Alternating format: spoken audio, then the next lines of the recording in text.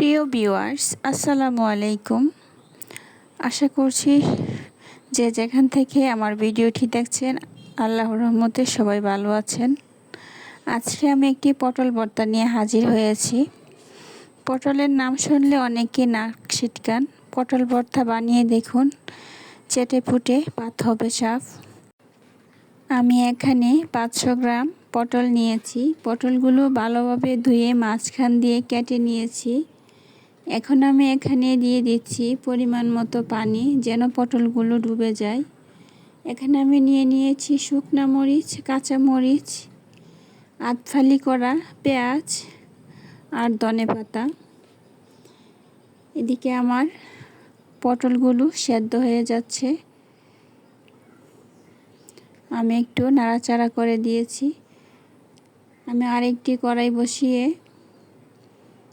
4 কোয়া রসুন আর কাঁচামরিচ, শুকনো মরিচ এগুলো ভেজে নিচ্ছি।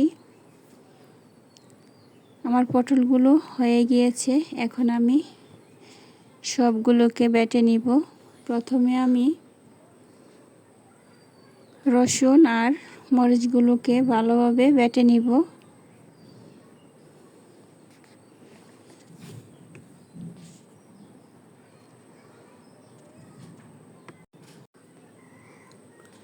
আমার মরিচগুলো বাটা শেষ হয়ে গিয়েছে। এখন আমি পটলগুলোকে বেটে নিব। ফ্রিজে পড়ে থাকা অবহেলার এই সবজি ঠিকঠাক রাখতে পারলে আঙ্গুল চেটে কুল পাবেন না।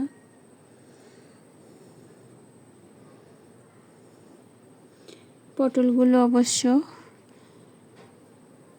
ঠিকঠাকভাবে বেটে নিতে হবে, যেন ছালটা আস্ত না থাকে। এখন আমি পেঁয়াজগুলো দিয়ে দিচ্ছি।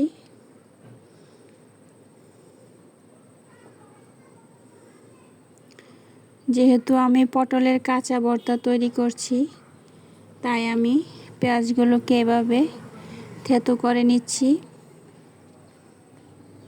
এখন আমি পেঁয়াজগুলোর উপর দিয়ে দিব লবণ। এখন আমি একটু নেড়েচেড়ে মেখে নিব। পেঁয়াজগুলোকে আমি হালকা একটু বেটে নিচ্ছি।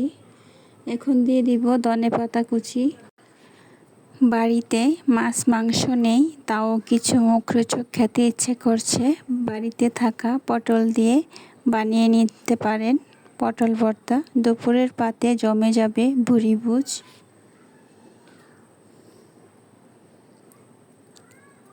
আমি ধনেপাতাগুলো বেটে নিয়েছি। এখন আমি সবগুলোকে একসাথে মিক্স করে হালকা একটু মেখে নিব।